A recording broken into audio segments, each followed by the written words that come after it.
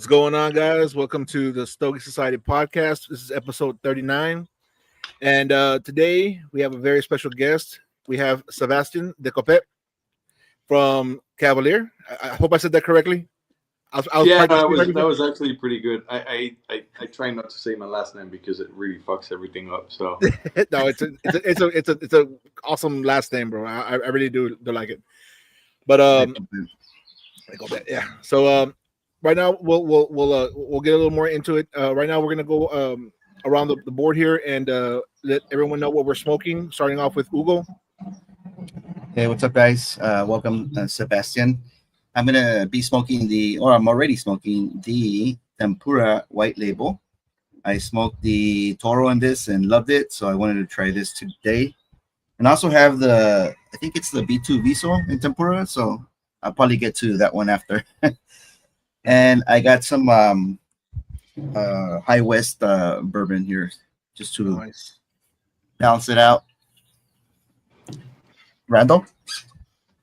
What's up, everybody? I'm smoking the B2 Viso Jalapa and Toro, and I'm pairing it with a low-calorie old-fashioned. Got to say low-calorie, but you know. Wait, how is it low-calorie?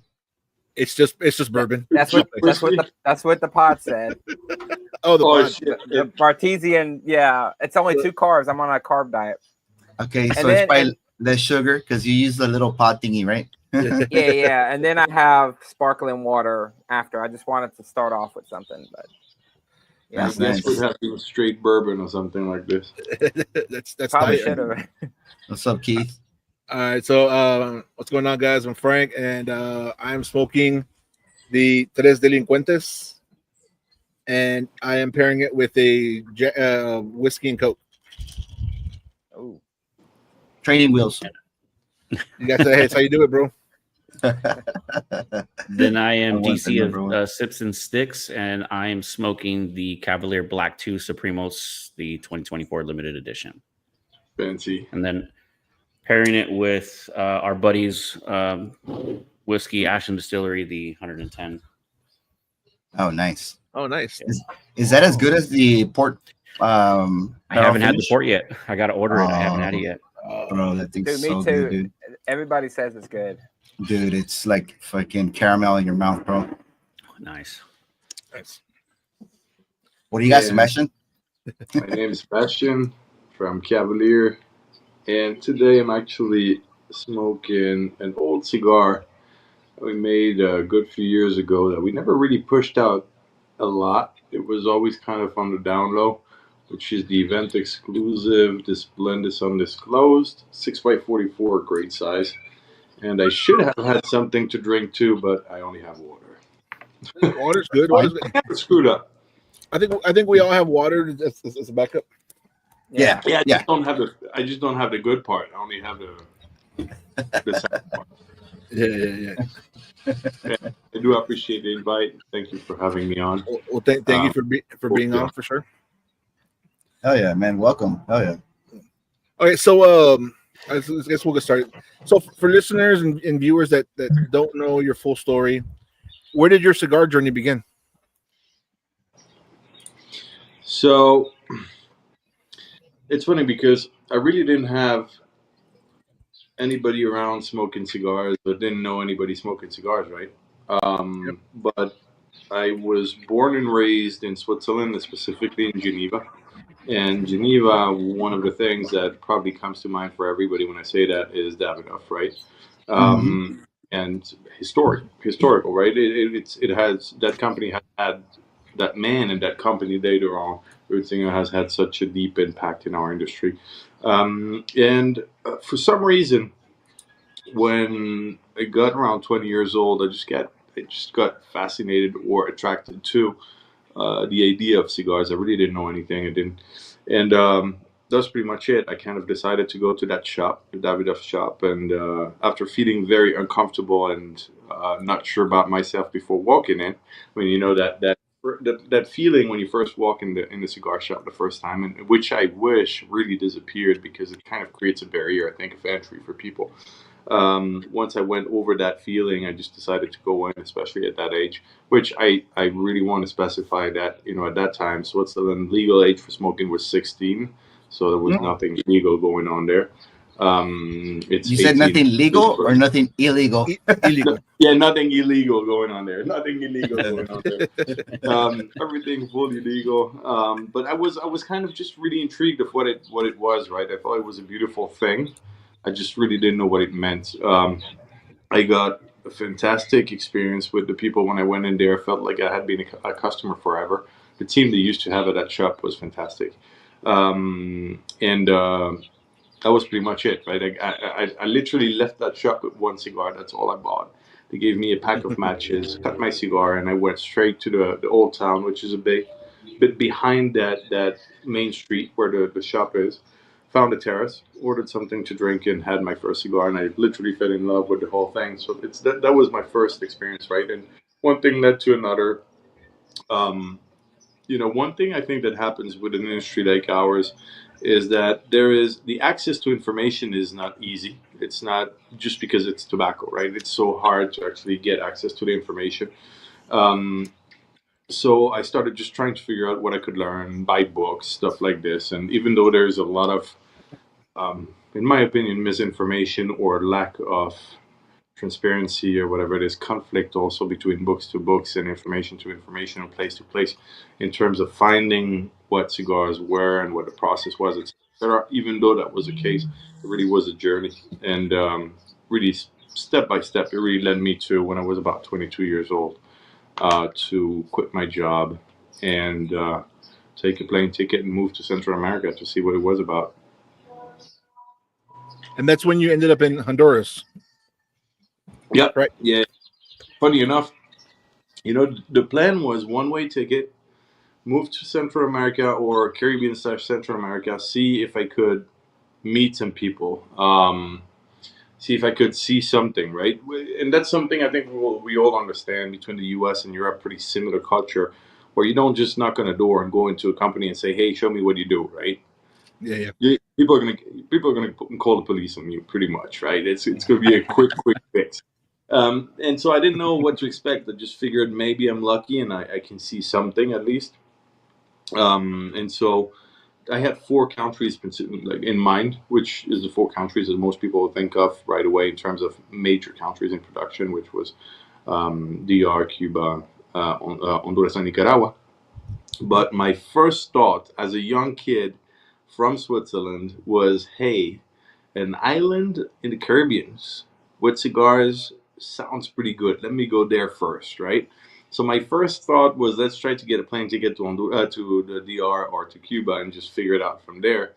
But it was hurricane season, so the agency that was helping me book the trip, that first flight, told me, hey, I'd recommend you go to the mainland first, and then from there you figure your shit out. And I said, well, in my mind, the first thing that came to mind was, well, I'll go to Nicaragua. But the time I thought this, by the time I wanted to say it, the agent was like, wow, actually I found a pretty decent flight to Tegucigalpa, Honduras. And I said, okay, let's go to Tegucigalpa.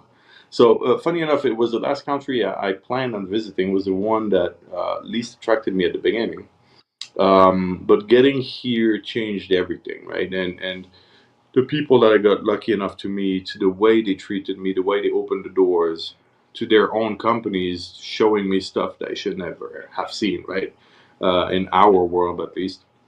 Complete transparency, being able to play with things, to be there. I mean, I got a very simple offer from a family that just told me, look, if you want to learn, you can stay here with us. And which I did. I stayed about a year, mainly with them, but of course I traveled to Nica, I traveled to the DR, to Cuba, I went to Costa Rica, a few different things, right? Countries around. One that I missed was Mexico, but I saw a good few of the places. I saw a good few different ways of doing things, but I stayed most of the time here in Honduras, and I'm actually coming today on this live from my home in Honduras. That's where I live right now. My wife's from here, so things, it's funny how life just goes, right? And you got the accent, bro. You got it down. Honduras. Honduras. Mm-hmm. Ace. I like to say when I first moved to Honduras, I didn't speak Spanish or anything, and I like to say, when you have a wife that shouts at you in Spanish, you kind of have to pick it up because you want to know what's happening. Right?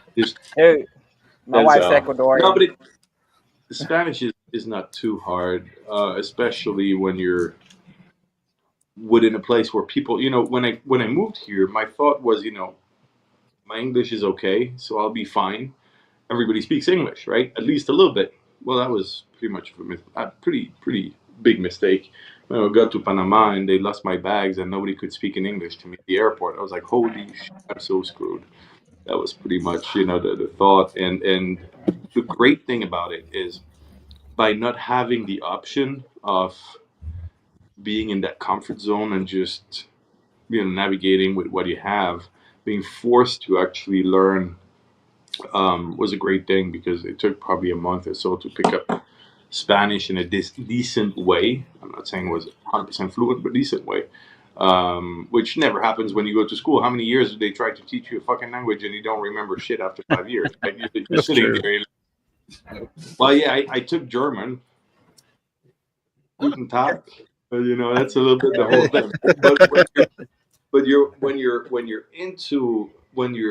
living somewhere surrounded by people that only speak Spanish, that it just became the thing. And the same thing happened with tobacco when you just live this all day, every day during a certain period of time. That's how you become a sponge to it, right?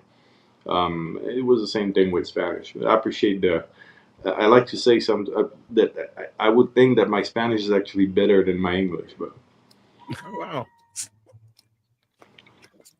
Hey, so I saw a video, Sebastian. I saw a video from you. I think it was like 6 years ago with ICC, and you kind of told the story of how you got to Honduras and you ended up meeting somebody there on the street.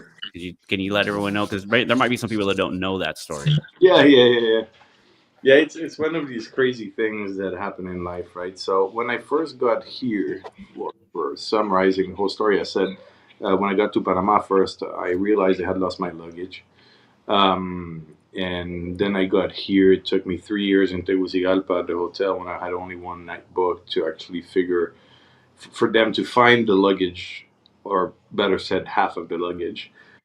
Someone probably still wears part of my old shoes somewhere in the world. I don't know where, but literally got part of it. I was happy enough to get something back, right? And I went back to the front desk. Okay, now I have my cat here. Fuck me. Sorry about the bad words, but no. Hey, let him fly. Let him fly. You're good. Ugo cusses all the time. That's fine. So basically, when I finally got the luggage, I went down to the front desk, and the lady was, speaking a little bit of English. I was lucky enough, and I went to her and I said, "Well," I looked at the map to tell you how much I knew about Honduras. I looked at the map, and I looked. In my mind, there were two places: Copan and Danlí, right? But Danlí was closer to Tegucigalpa, which is quite a bit closer, actually, and I just said, well, I'm going to go to Danlí first and I'll figure out Copan later, right? And I went to the front desk and asked the lady, hey, where can I, go to the train station to grab the train and go to Danlí? And she just looked at me like it was an alien. I said, well, the only train that we had here in this country was for Chiquita Banana on the coast. I was like, okay, I'm screwed. How the hell do I get to Danlí from here? It's 2 hours by regular transportation. And she said, well, bus. I was like, oh, this is going to be so bad. So I said, well, how do we get to the bus? And she says, well, we'll call you a cab and they'll drop you at the station. So the station is a gas station. So they drop you at the gas station. And then you're like, there's several buses with no indication on it, nothing. And I'm like, how the hell do we get there? And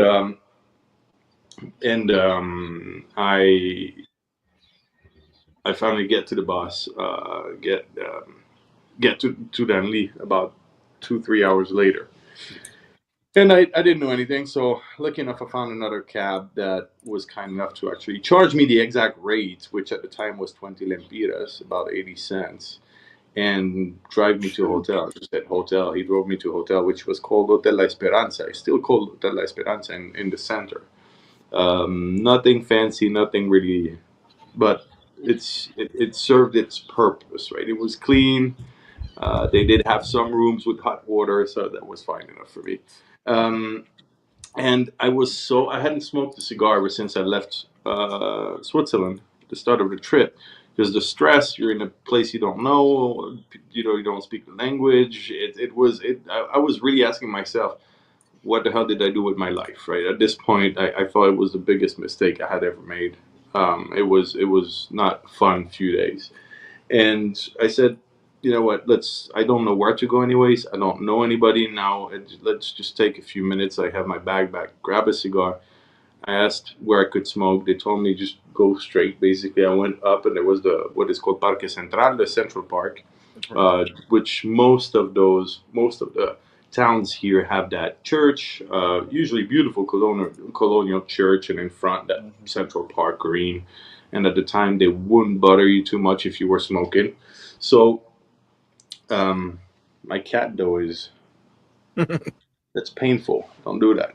Um, and so at the time they would you could smoke there without being bothered. Now it's a bit more complicated. But anyways, I just walked there, found a bench, right, and I sat down. I said, "Well, figure it out. Let's at least smoke a cigar." And I'm here anyways, right? And there's after a while there is I'll never forget. It's a very specific car, a light gray Hilux pickup, a Toyota Hilux pickup that just stopped right fairly in front of me. I'm sitting here, and it's just, the road is going here, and the things it just stops. And one thing to know about Danlí is there is no tourism here, right? You're here, or because you're here for coffee, or you're here for tobacco. Especially when you don't look from here. I mean, there is not many options, right? And so that guy literally comes down his pickup truck and walks right to me, like it was a normal thing, right? And starts talking to me, and he had that broken English, and I had my somewhat English and no Spanish, and we start understanding each other, and well, it just happens that we talk about why I was there a bit and everything, and I said cigars. I'd like to. I don't know. I'm just interested, and the guy said, "Well, come with me." And you're 22-year-old, 23, 22, 23. You don't think much about what could happen, right? You just say, "Well, sure, okay." So I literally walked with him to his car, jumped into his car. Stranger, country I don't know, language I don't know. I mean, it was. You think about it today, it's crazy shit you can do, right? All the red flags. All the red flags. Very clever. But I'm here. So and so I jumped in the car, and he drops me off in front of a building. We walk in, and it was his factory. And I was like, "Holy shit!" I walk around, look at the factory, look at the things. I'm like in a candy store, like a kid, right? And he kind of sees that, and after a while, he's like, "Well, do you want to see something else?" You seemed to be happy. Let me come with me again. And you didn't die the first time, so you just go another. You figured if you had to die, you probably you would already be dead, right? But yeah, let's go back in the car. I didn't know where I was anyway, so it was in Danlí somewhere. I jump in the car, and we drive and drive, and this time, I mean, that was a big place, right? And there was that signage in front. But I was so excited. It was such an incredible thing that was happening that I didn't even read. I just remembered it was that lettering at that entrance. Armed guards, big this time, right? And they open the door. We go through, park the car. There's a group of men that just kind of stands there and talking, and then one of the faces seems familiar, right? It's like, but I can't put my finger on it. I figured through the books or through something, or press or something. I had to have seen that person, but I didn't know who he was. So we come down the car and we walk. Actually, and that person comes. The first one that introduces himself, which was the familiar face, shakes my hand and says "Nuestra Placencia." Oh wow! And I was like, "Oh, okay."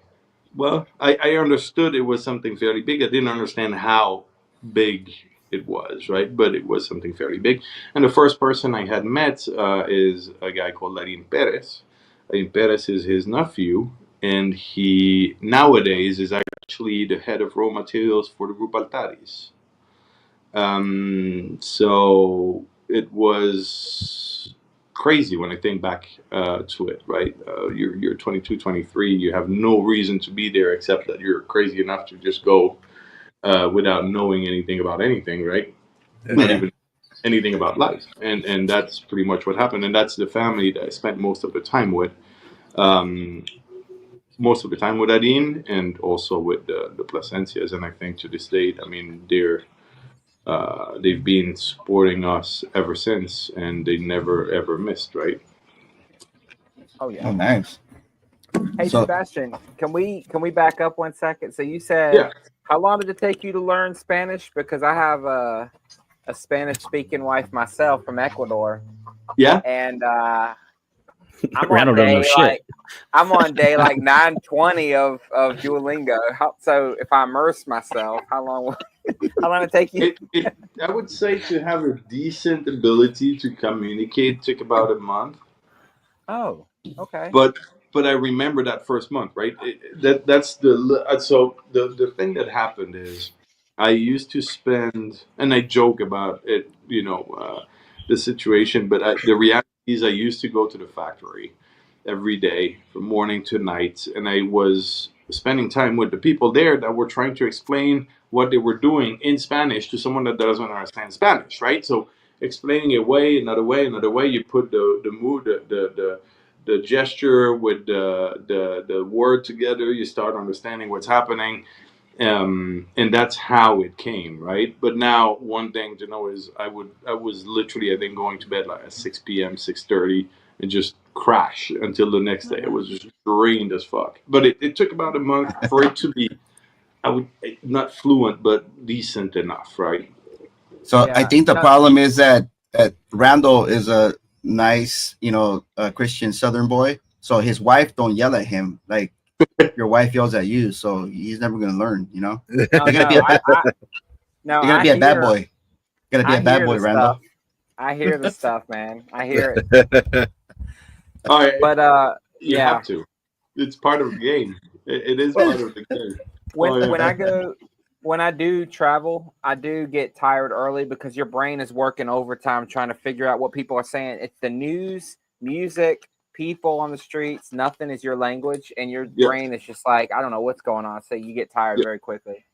Yeah, you have to apply so much attention onto everything to try to understand what's happening around you, right?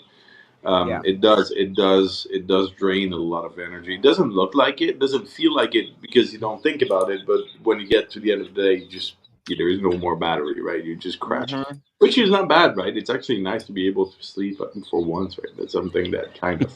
How did you guys meet? No, online. Actually, really? online. Nice. Way back before it was popular, back in 2014, and we've been together ever since.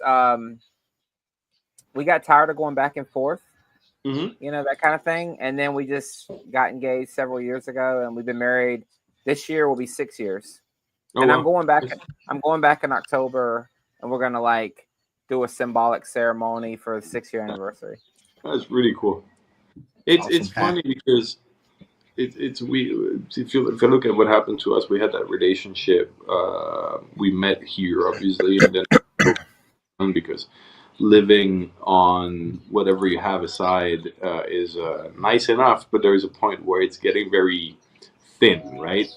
So you kind of have to figure out, okay, what do I do next? And so I had to go back to Switzerland, and so we spent quite a bit. So the first few years was whenever I would come back or whenever she could come to Switzerland, then she'd stay a month, 2 months, then leave. And we've had times with, up to 9 months without seeing each other, which was really difficult.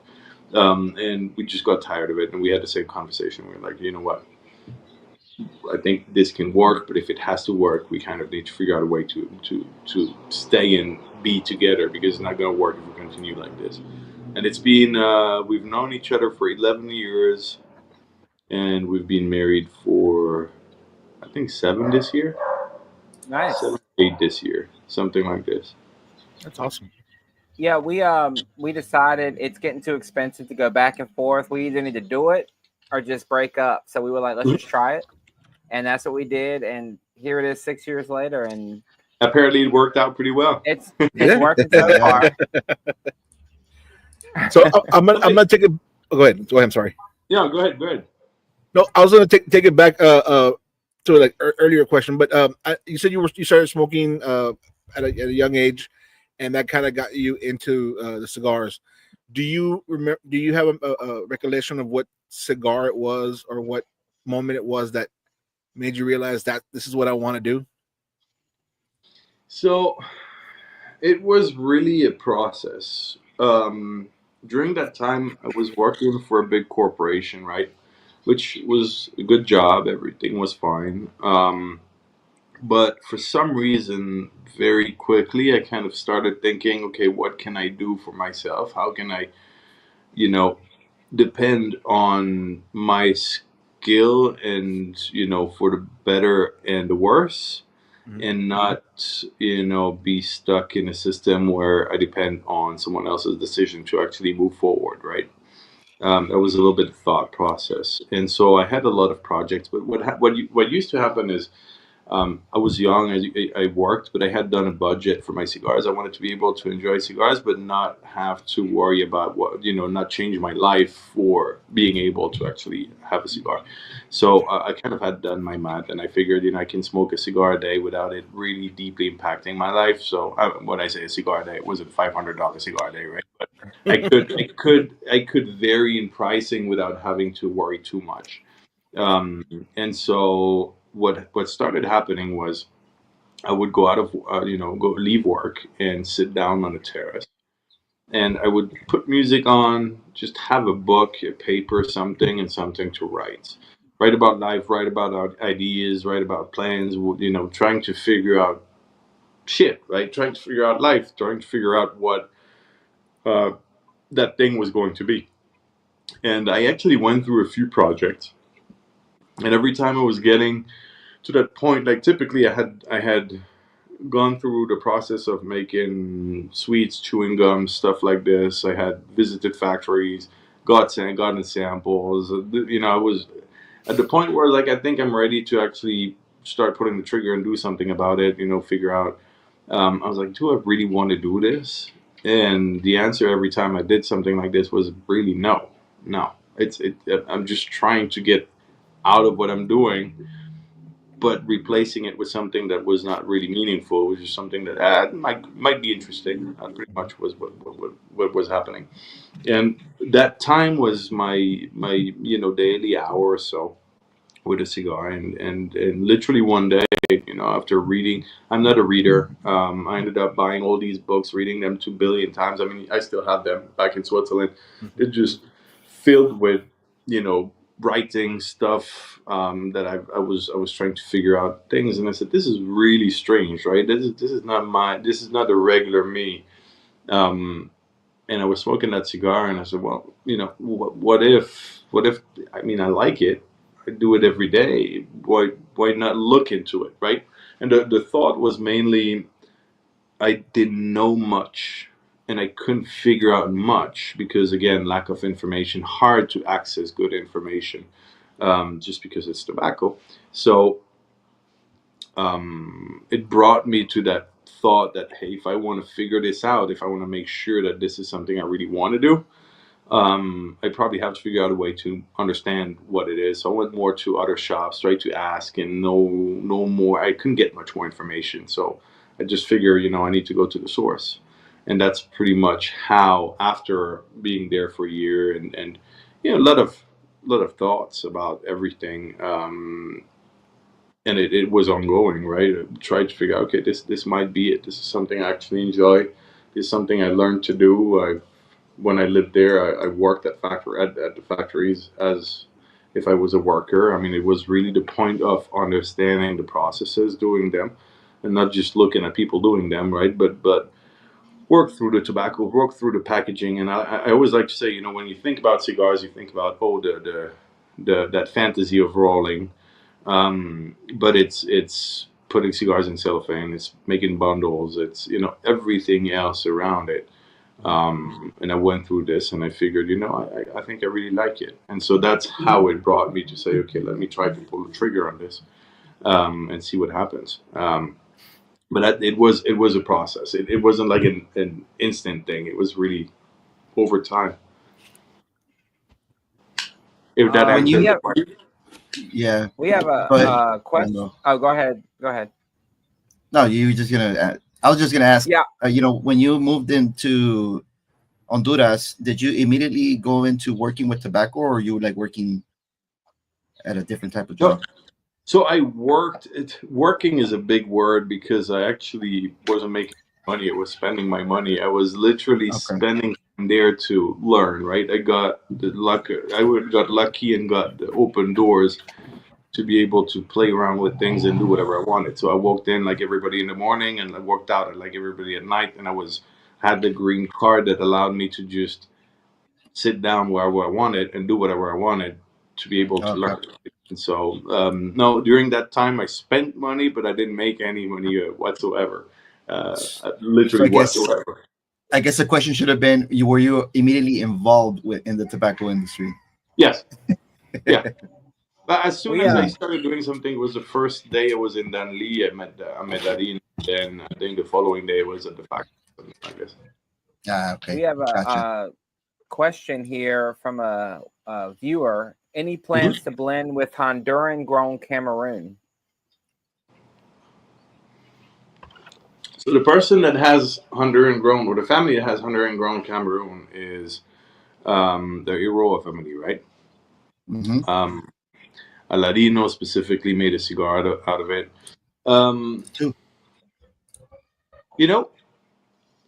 It's, how do I put this?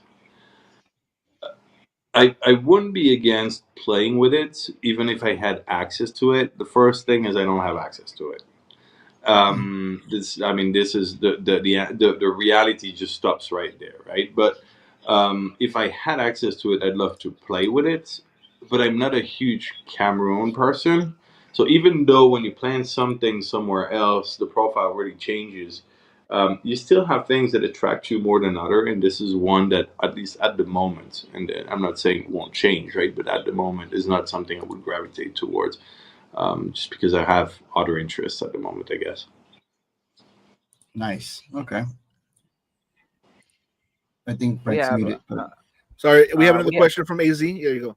So Switzerland has a friendly cigar culture, and it has high availability of Cubans. What were your favorite Cubans there? If any. If any. Yeah. So let me extrapolate a little bit there. A few years in, I actually purchased the oldest cigar shop in Geneva. So I've gone through about every Cuban that is in the market, except some regional specifics and stuff like this. But we used to buy collections, resell. I mean, there was a lot of things that were happening there. So I've had my fair share of Cubans. I still do. See, it's difficult. There's a few that come to mind, but I think the one that I like mentioning is Diplomatico, the number 2, the Torpedo, because it's a cigar that is not that famous. It's a cigar that most people don't even know of. It's a brand that really downsized to one size in the core. I'm actually surprised they still even do it. And I think that also allowed for a bit more luck in the consistency. And I do weigh my words with the word luck. There is a good few. Cuban tobacco is great tobacco. The process is the problem, and the problem of the process doesn't come from the people. It comes from who owns it, which means a dictatorship, right? This is what it tracks down to, in my opinion, for what it's worth. But either way, I would say Diplomatico number 2, the Torpedo, is a beautiful cigar, very mild cigar, but beautiful cigar. Old Quai d'Orsay were very, very nice. Old Vitolas, very mild too, but very nice. Like I say. Ramon Ayones, specially selected in a nice 50 count cab, is a beautiful cigar. And then there is also experiences that are more of in the sense of smoking a piece of history, right? When I look back at trading we're doing and specifically looking for unique pieces and stuff like that, we've been lucky enough to go through a decent share of Cuban Davidoffs, for example, just to mention one that would speak to everybody, right? And most of them were most of the ones we smoked were decent. They weren't in their prime anymore; it's just too old. But when they were well kept, it was a fine cigar. But with that much age on it. But the beauty of it was not that; it was the experience of knowing you were smoking a piece of history, right? Something I had seen so much time go past and so many changes in the history of cigars or the cigar world. So there was different pleasures on the cigar. If Nice. that makes any sense. Yeah, definitely. And since we're talking about cigars, can you tell us when the idea of making your own cigar line, naming it Cavalier, came into fruition, and then your first blends and the history of it? So the idea. So when I first got there, when I started building into an idea, okay, that could be something. I wasn't sure if it was going to be a brand or if it might just be a lounge or just be. I even had the idea at some point because Geneva has a lake to figure out a way to be able to have a private boat with private club where you could smoke cigar on, just specific for smokers. There's been a lot of ideas, right, coming and going, and but as time evolved, the aspect of continuous creation became really, and to this day is still what really motivates me and excites me, right? It's that ongoing search for the next thing, that ability to just throw paint on a canvas, right? Try to create something, and sometimes you throw it in the trash, and sometimes you keep it, sometimes you show it to the public, right? It's really what it is. Um, and so that came later during that year. And the first blend, which is still today the White Series, funny enough, is still today, if you take our best selling SKU across the board, internationally, US, rest of the world, doesn't matter. The global numbers will tell you that it's the Toro White. And so the Toro wasn't an existing Vitola at the time for us, but the White Series is the first blend I ever created. Initially, I created two sizes, which was a 4.25 by 52, the Elegantes, and a 5.5 by 56, the Diplomat. Which Diplomat is still in the top 10 too. And then later on, my wife created Medio, which somewhat disappeared. Some people still do get access to it, but we don't have it on official sheets, or it's not publicly shown, which is a 3.5 by 58, like a little bullet or something. So it came pretty early in that year I was there, actually, and then developed directly from there. On that note, we do have a couple of questions, but I'm going to combine it all into one. Which cigar was your favorite before Cavalier, favorite Vitola, and favorite wrapper? And I guess favorite size I'll also ask, since we're going through all that. Vitola is size. Oh, yeah, you're right. I don't speak Spanish. Just say it, bro.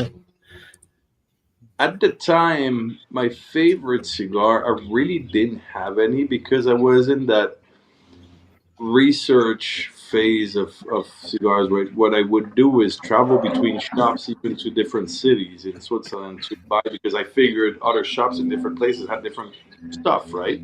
So I started going in multiple shops, moving around, and buying as many different things as I could. And that was really what excited me at the time. And I still, to this date, funny enough, I search for these days again. But as you guys know, when you spend so much time around cigars, as a smoker, I'm not even speaking as someone that made it his profession, right? But as a cigar smoker, your palate gets more precise and more precise and more precise, and you start being much more specific. But you lose what I'm looking for. I don't know if you guys had the same thing, but the generic smell of a cigar before you smoke. When you had that, oh, there is someone smoking a cigar. That's the smell and the thing that I'm running after, that I know I will never find again. And I really, really, it kind of hurts. It's something that this is what cigars were. This is why it led me to that shop. This is what led me to further. So that was one of the things that I'll never probably find, but I definitely will run after it. So I didn't have a specific cigar. I really looked for variety, discovering as much as I could. I literally would go in and buy selections. I would never, I would, spend half an hour there just select one of this, one of that. I rarely bought several of one. I would just go through so much stuff to try to see what was out there, right? Favorite size, I think when I first started for quite a while, it was somewhere around Robusto. I would vary quite a bit too, but Robusto was a pretty decent go-to. And wrapper, I just didn't know enough about it. I just, I was literally trying to figure out this stuff. I couldn't tell you. I didn't know enough about it. I really didn't. It's strange thinking back at it. That's a question that had never been asked. If you ask me what I like today, it's easy. But funny, in all these years, nobody had ever asked that question combined like this. I don't know. The answer is Honduran because your wife's Honduran. If I had said this, I would have a somewhat of a guarantee that I would sleep in the bed tonight. Oh, is she listening? Guys, we got to do a cigar check. Oh yeah. I'm pretty much done with my. Damn, Hugo. I had a tempura. He had a tempura. Well, dude, this one was a 6. I think this is 6x60. The Tres Delincuentes. And Tres Delincuentes depends on the size. There's a Robusto, a Toro, and a Gordo. The Gordo is 6.25 by 60. The Toro is 6.4. This is the Gordo, and I mean, I can't stop smoking it, and I think I'm almost done with it. It's so good. I appreciate that. So your cigars are easily recognized by their unique gold diamond on the wrapper. Where did the idea for the gold diamond come from, and what does it represent? And how do you get it on there? So he's got a story for that too. There's actually a question about that earlier from AJ. But yeah, go ahead. Sorry. So there's just one. There is a reality. So I started the brand without the gold diamond. The white usually, I think, posted a picture in one of the carousels a few days ago with one of the original pictures of the box of the white. The box was a bit different. It was still a cap, but the design was a bit different. And the band of the white is still the same, but it came with no cello and no gold. And it came with a cinta. It was a bit more traditional. But there is one thing that quickly became a reality, is even though when we started seeing some interest, and it was a grind, but there was some things happening. Quickly, one thing that if you look at the reality of the market is we had no history in this world, and it's a world that is just overpopulated with great names, great families being there forever. So what happens when you have a white band on a cigar and you're in worse than that, you're in Switzerland? The retailer is kind enough to introduce it to XYZ. The guy smokes it, the lady smokes it. Oh, I love that cigar. Comes back 2 weeks later, and it evolved a bit, but that was a real reality at the time. Hey, that cigar with a white band, he gave me it. And the guy's like, white band, which the Davidoff. The retailer screwed himself because he's not going to sell that box anymore, and people are not looking for it because it's brand new. People don't know about it. The consumer that actually enjoyed the product got fucked out of the thing because probably will not find it again because don't know the name, new, not used to it, and person might have loved it, but just probably won't smoke it again. And the third thing is I got kicked out of business because I sell it once and then nobody buys it again because it's pushing things to the extreme, but it's somewhat of a reality. And one thing that we realized was Aileen and I was that we needed to do something that would set us apart, that would make it recognizable in as simple way as possible. But the difficulty with this is that when you decide to do something like we did with the gold diamond, and I'll explain a few why it's a gold diamond,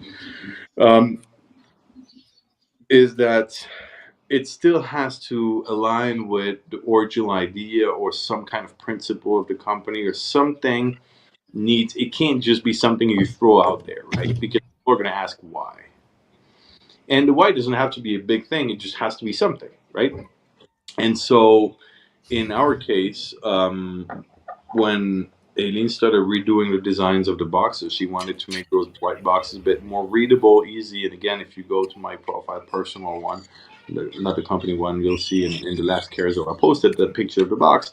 There was a gold diamond pattern on the box that was part of the design, and she was taking it away. And after a month of trying to figure out what we're going to do, that was prior to the start of the changes, she one day came back to me and she said, look, I think, I got it. I know what we're going to do. And what? And we're going to put gold on the cigar. I was like, fuck no. I'm doing it. Not doing it. I was like, no, I'm sorry. I care about the tobacco. I'm not here to make a gimmick or something. She's like, no. What if we use the gold diamond that we have as a pattern in the box that we're taking away? For the few people that have been, introduced to the brand, this at least will be relatable, right? And make it a symbol, a band, basically a secondary band for the cigar. Now that pops, right? And I was like, okay, why not? So that changed everything. I said it might be a good idea, and so we figured, edible gold, 24 karat. Found some very old company in France and brought it back to Honduras and did a test, and it was a nightmare to get it to work. Still is today, but it's a process now. Before it was trying to figure out everything from scratch, right? And that's how it evolved from that box with the gold diamond pattern to that clean box with the cigar with the gold diamond. And something we knew it was going to set us apart, but something we had not realized was, and I think the most important part of it is that it removed the need of knowing the name of the cigar and the brand. Yep. And whether you speak Mandarin, English, Spanish, Italian, Portuguese, doesn't matter. You, in your own language, will be able to describe it to your friends. Now you do this with Cavalier, you're pretty screwed, right? English, it's pretty okay. French, Cavalier, that's where it came from, straightforward. German starts right? a little bit more complicated. Mandarin, you're absolutely fucking screwed, right? I mean, let's be honest. It's just a reality. Yeah. So this and I could have been Korean. It doesn't matter. I'm saying this because today you find Cavalier in Hong Kong, in China, in Korea, in Japan, in India, in Middle East, in most of Europe, bits of Africa, Northern America, and part of Latin America. And if you look at it with all the different cultures, the different languages and everything, I think without that factor, not only would we probably not have survived or at least grown and had the opportunity to do the things we're doing. But most certainly would not have had the chance of starting evolving internationally as fast or as early as we did. Because again, then you have to fight for, I watched a video earlier on Random. I'm not a big Steve Jobs guy, but it was that thing there was something about an old speech of Steve Jobs. It was really interesting. That was simply part of the one thing that I stayed with was he was speaking about how much we're bombarded with information and how little people will remember of us, right? If we ever have the chance to be put in front of people. Yep. And I think the gold diamond made it possible for us to still be here today. How you apply it? Yeah. So,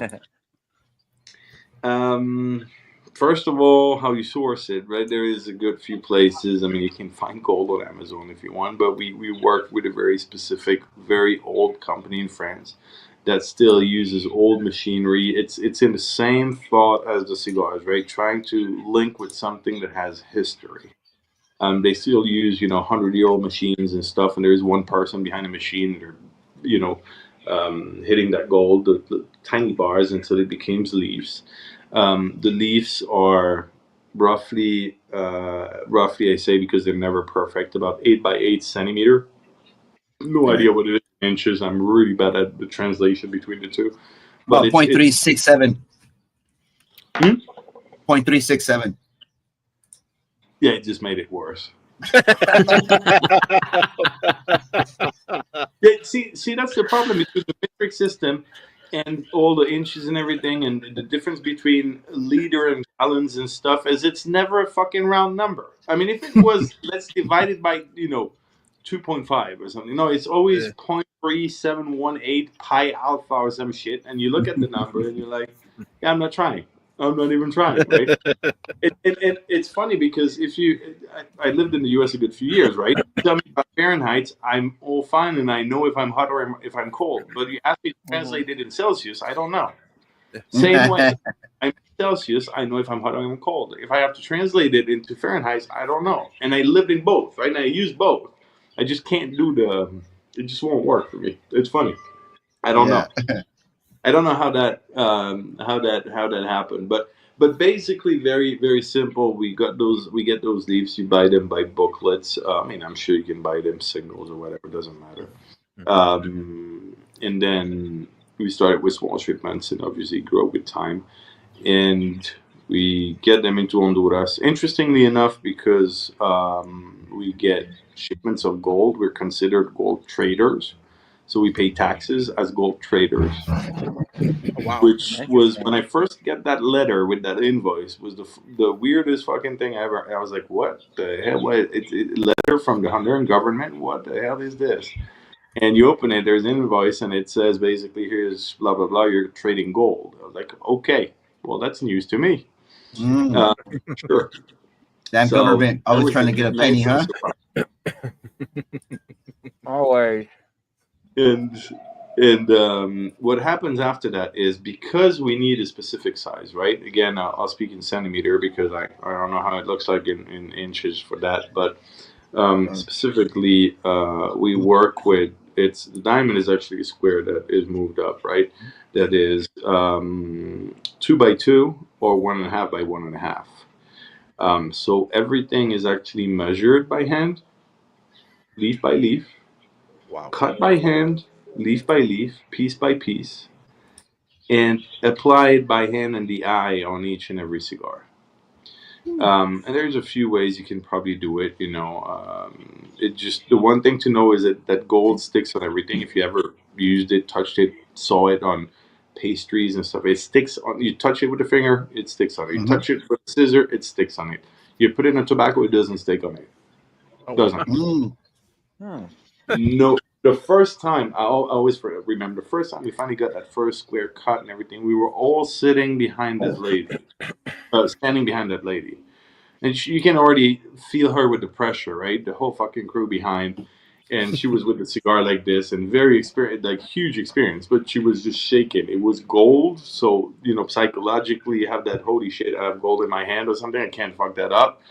And you see, she finally puts it on.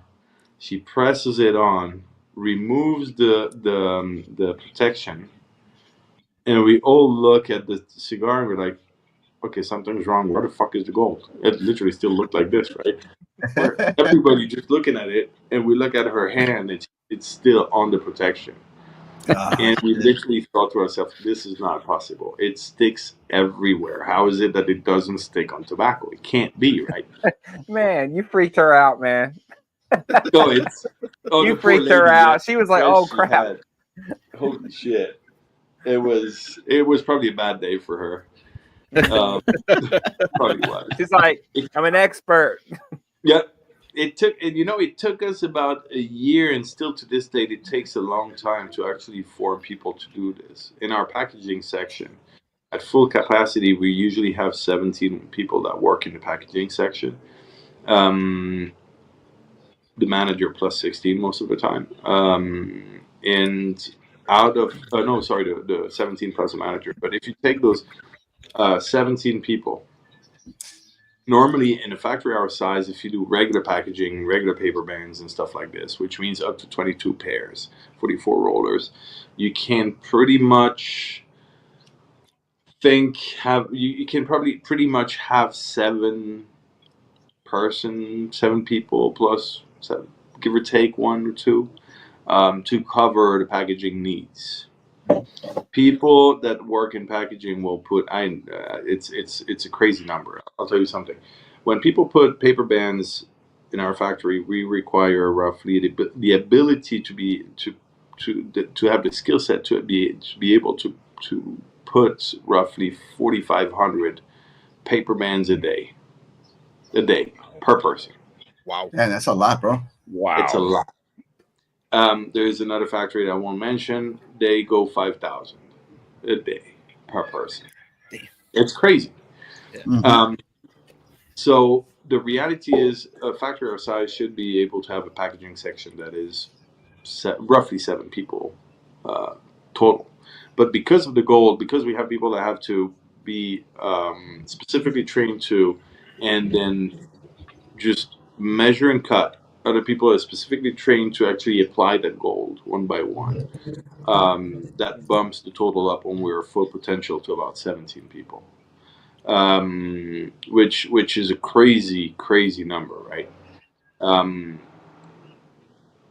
And so the crazy thing is to know that again, if you think roughly 5,000 paper bands per day per person, gold, when someone is at full capacity, has been doing it for long enough and is skilled at doing it. That's the other thing, because the level of skill at anything in life varies from one to another, right?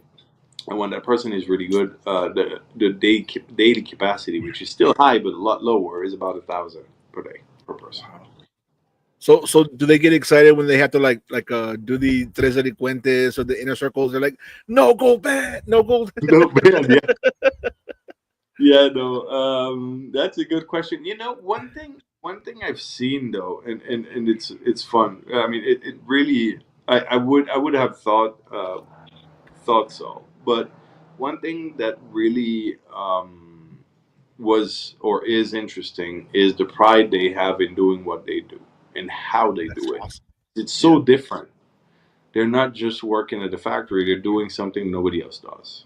And so every time we get a good feedback, every time we get someone say, "Holy shit, that was beautiful," we get an email or something, we show them, and you can see how proud they are, right? I don't have their, most of those people that work there, even though I know them, I don't have their personal numbers or anything. We still try to keep things organized and reporting through the right channels, right? But I have typically the area managers that will send me screenshots of their WhatsApp stories and stuff. And every time they get something like this, then they're all taking pictures with the shirts and putting that on with the hats and everything, putting that on their own personal numbers that I don't even see. And then their boss is like, look at what they did. And you can see the way they're proud of what they do, right? And Yes, so sir. I think that's the beauty of it. And I don't think they get that much more excited when they do tres delincuentes, because I really think they have a pride of doing what they do with the gold. That's good. That's really good. So I did the math. They have to roughly do 10.5 cigars a minute, which that gives you 6 seconds per cigar to put that band on. Are you serious, bro? I did the math. 5,000 divided by 8 hours divided by 60. Rolling a cigar will take you roughly a minute on average, and bands is a few seconds. Yeah. Wow. Same cellos, same thing. Like put cigars on unit cellos. I'll challenge anybody to just take a cigar out of the cello and try to put it right back in straight without fucking the cello. Nope. They do that like it's nothing. I mean, it's ridiculous. The one thing I always hated doing when I was at the factory trying to learn was make cello bundles. Every time you have to have all those cigars aligned. Every time you try to close something, there is one that moves. It would take me half a day to do one, right? And they just pack this like it's nothing, and nothing has moved. And this is crazy. You're talking about making like the wheels, right? I'm sorry, what? You're talking about making the wheels that they call the wheels, like the bundles that you put in the aging. Yeah, the wheels themselves, they do mainly in most factories nowadays for post-production. But in packaging, I don't know if you guys have seen, but it's actually sad because the wheel is beautiful, right? But in most cases, we move to systems of 10 and 20 instead of 25 and 50.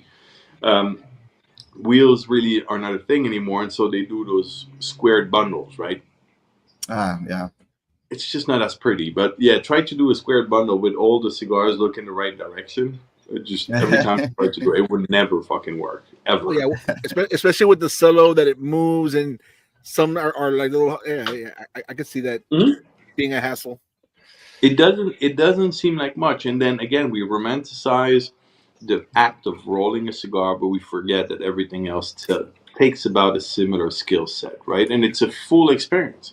Yeah. You get a greatly rolled cigars with a shitty placed band, it doesn't look attractive, right?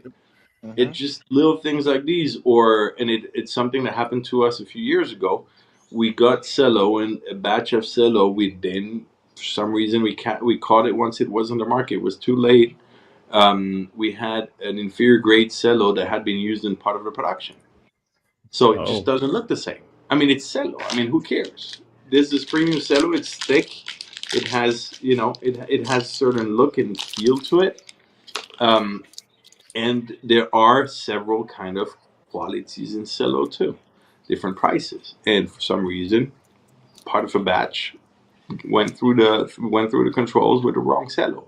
And suddenly I see a picture and the cello doesn't look neat and clean and everything. I was like, holy shit, how did that happen? It doesn't look right.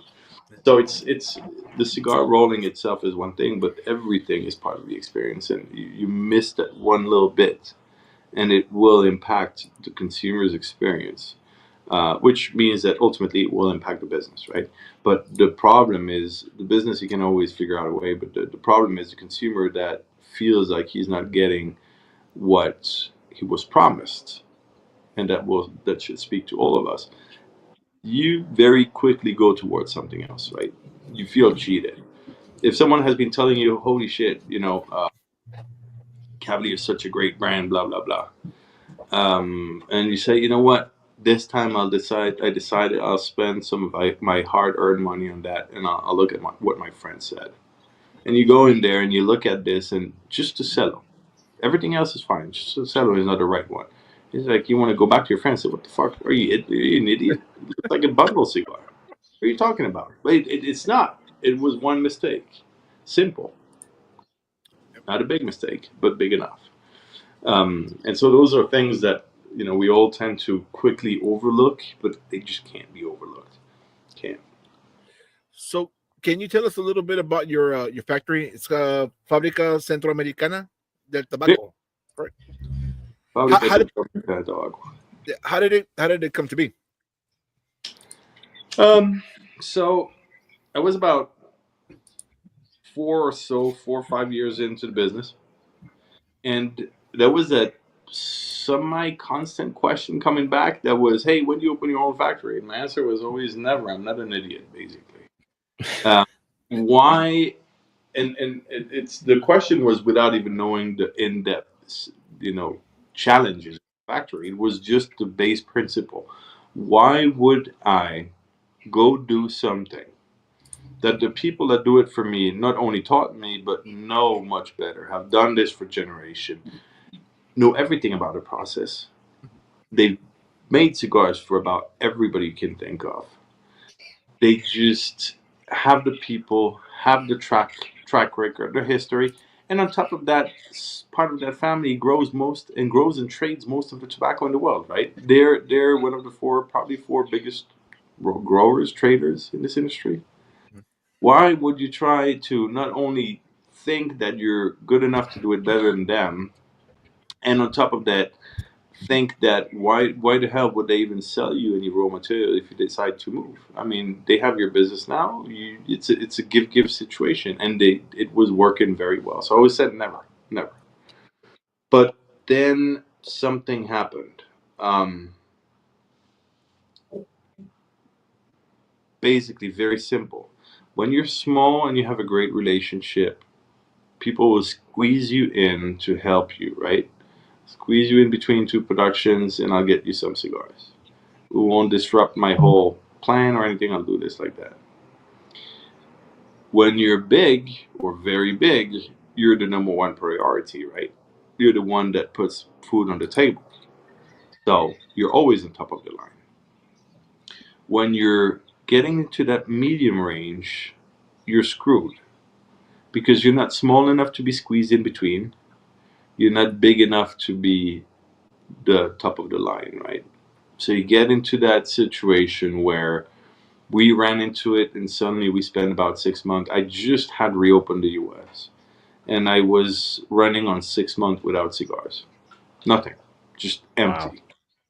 And I called up Adine and said, look, this just can't continue like this. I risked everything. I moved to the US, I opened a company, invested money, and I'm running out of money right now because I don't have anything to sell.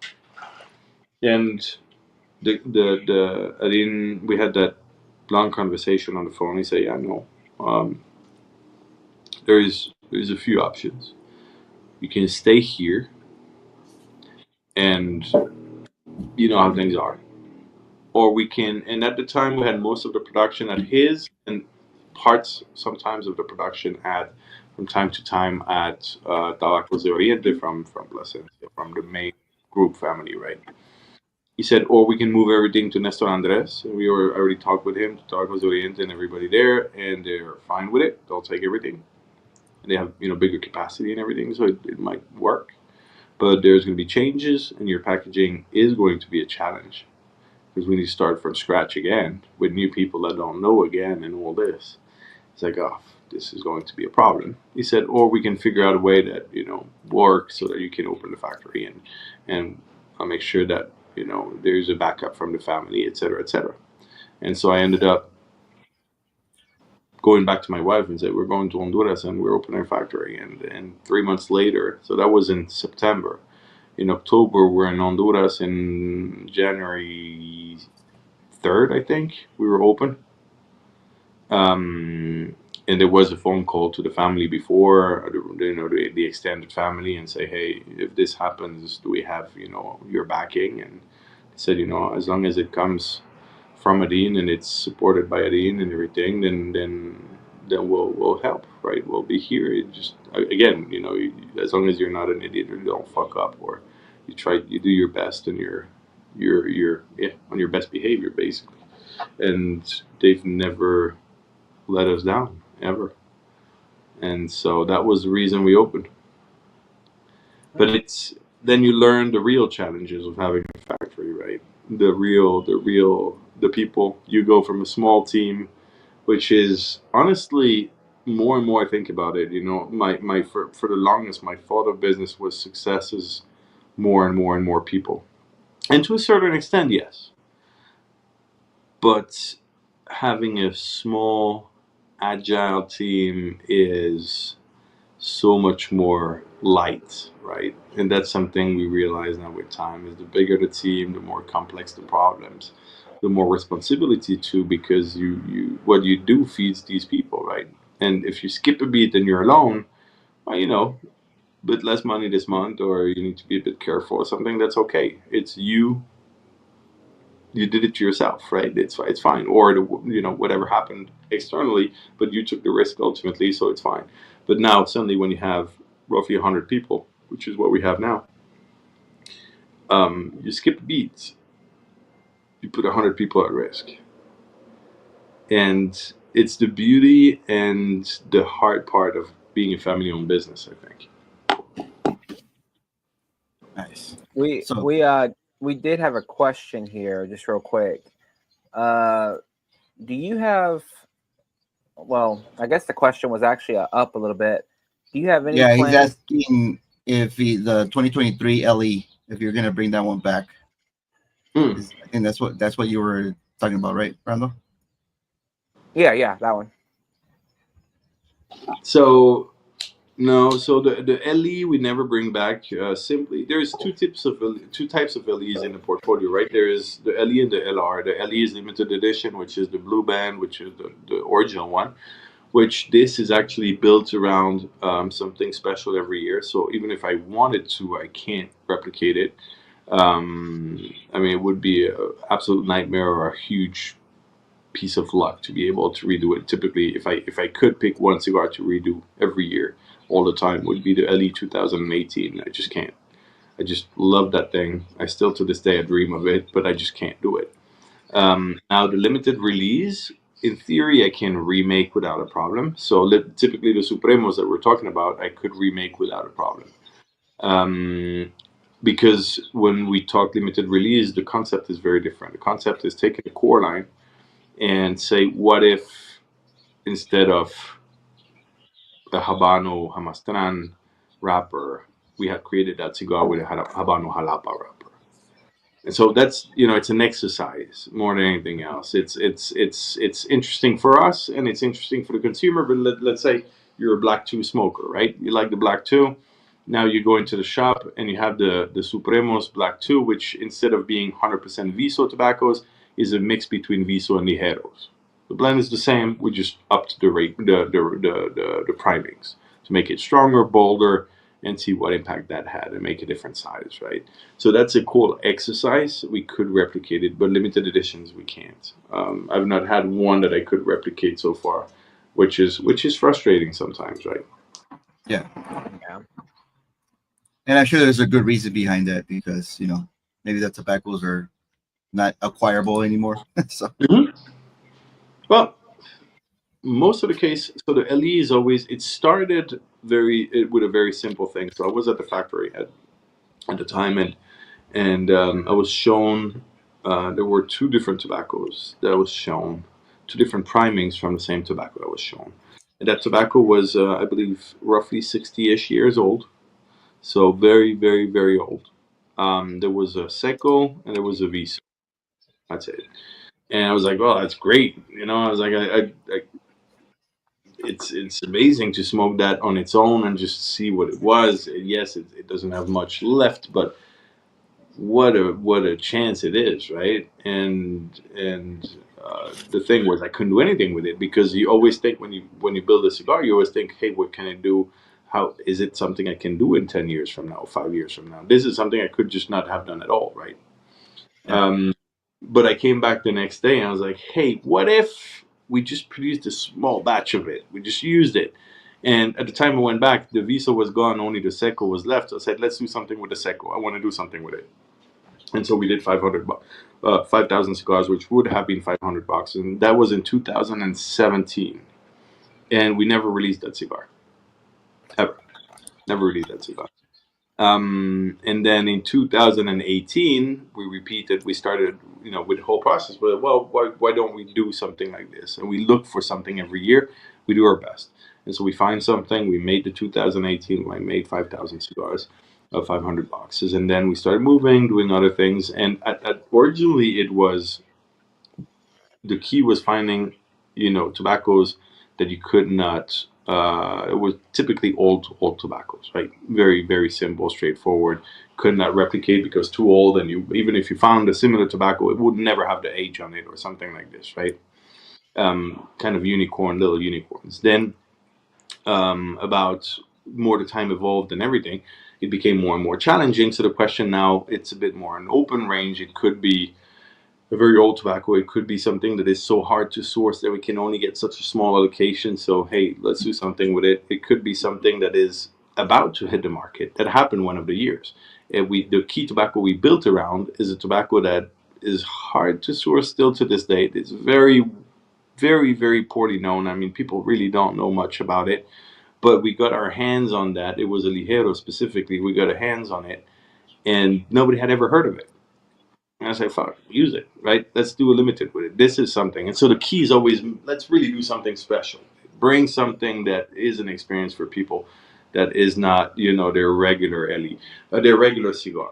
And the challenge with it is because of the aspect of it depends on what we find and what appears, what we're shown, what we can, whatever happens during this year. One cigar to another is fully different. I mean, there is no two LEs that are the same, and there will be no two LEs that are the same.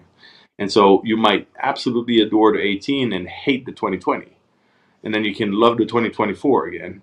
And that's the challenge, right? It's for us to never disappoint, but you know that you will make some people happy and disappoint other people, just because it's not predictable. So we have a question that from Cigar Carpenter. He says, question: how often does Jack get stopped at TSA for looking like a terrorist? Every time. I'm surprised he actually goes through every time. Oh, Jack. Yeah, he's there now. He's I don't know where he is actually. He's somewhere in the U.S. right now visiting. Both Jack and George, both brothers. But yeah, I'm surprised. It's ballsy from him every time going. And the worst part is he was going there already for fun before he even worked for us doing this. So I just guess he likes the risk. I don't know. I think as long as he doesn't shave his mustache, he's fine. As long as the beard is complete and no mustache is shaved, he's gonna be fine. I think that's where the key lies. Yeah. Well, so for the background, for people that don't know Jack is one of the first people I met here. He was younger than me at the time. Spoke English, great kid. We were kids at the time, right? And he introduced me to a lot of people. He was the one that started making me meet people out of the tobacco world and create a friend circle and stuff like this. And fast forward, now he's been working with us for a good few years in different positions, going from helping us with quality control when we couldn't be in Honduras to running part of the factory to now being a territory manager for us. His background, he is half Honduran and half Palestinian. So, and he has a big beard and he's bald and he does somewhat look like a terrorist sometimes. So, he's not. It's important to say he's not, but it's a relevant question. As long as the mustache is there, we're good. I'm confident of it. So, walk us through a little bit of your blending philosophy. So when you blend, do you start off with a concept, a leaf, or like a target experience? It's a question I wish there was one answer for. I really do. But again, it goes back to the creative process. And I think everybody has a different approach, right? But my approach to creating in general is not based on one process because I don't want to create a product, right? It's really important for me and to accentuate that fact, it's not about creating a product. It's really a question of the flow that comes, the creativity. So it could be a concept first. It could be a design first. It could be an idea first. It can be a tobacco first. When it comes down, so it really depends, and it takes time. Usually, it's really rare that it's done in a one shot kind of situation, right? Especially when it's a new project. Once the project is rolling, we have rules, right? And we know how to follow them, and it just works. But when you start fresh, a lot of those projects have been started, dropped, went back to them a few months later, started again, dropped, went back to a few months, and it takes sometimes a few months, sometimes 2 years. It's just kind of a grind through that thing, and you cannot force creativity, right? Because then again, you make a product, and you don't make something that is more meaningful or that kind of fills that need of creation, right? It can't, to me, can't just be a commercial act. That's pretty much what it comes down to. But when it's the tobacco that leads, then usually it is around, a specific tobacco that has been in the back of my mind for a while. It's something that I might have smoked from other people or heard so much about, but I've never experienced, right? Firsthand, except already rolled and then it's a process of finding that tobacco, getting our hands on it when possible. And because there's stuff that you just can't. I mean, you have doors. Certain doors are open, other ones are just not, right? And those doors and the ones that are locked versus the ones that are open will change from one person to another, from one brand to another, from one factory to another, etc. So when you're lucky, you get your hands on it, and then you can have the great surprise or the bad surprise. You never know, right? You might just fall in love with that thing and figure out immediately what you want to do with it, or you can just be like, wow. See, the first time I worked with Connecticut Broadleaf was 2019, I believe, and we even had a blend. We made a specific cigar in a specific size, and we never fucking released them. It was when we made it, I was happy with it.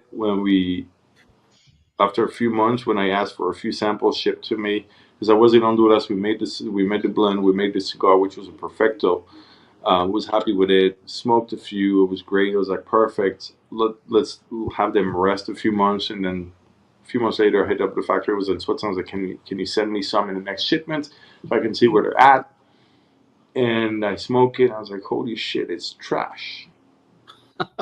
It was garbage. It turned to fresh. That cigar was fine once it started moving forward. For some reason, it did not fit my palate. It was horrible. I just couldn't smoke it. And so we never did anything with it. That blend went to the trash, and I don't even know what it was anymore. I just knew that it was built around Connecticut Broadleaf wrapper. The first time we came out officially with a cigar with Connecticut Broadleaf again. So, it's a process. It's really a process. But one thing that really characterizes Cavalier is it's never a question of strength in the cigar. It's not about making a mild or heavy or, a mild or strong or medium cigar. It's about the intensity and flavor. And that is characterized by a very deep research into Viso tobaccos, the central part of the plant, which I think has the best balance in terms of if you want intensity and flavor. The rest is accessory. It is sometimes part of the process, but most of the time it's flavor first and the rest doesn't matter as much. And that's what the process looks like, because I already know that this is going to be my main focus, that range, right?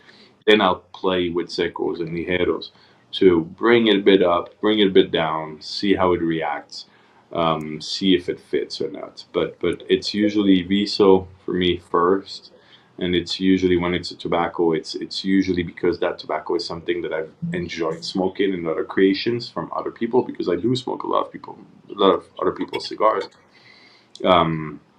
I'm somewhat of a fanboy actually of cigar makers, which is fun, right? It's crazy to think. Huh? No, yeah, definitely, yeah. Because some people come up with some very nice, intriguing blends, man. Do you what are some of your inspirations as far as like when you were like, oh, I gotta figure out a way to get more from this? Like, what are some of your inspirations from the other brands you smoked? I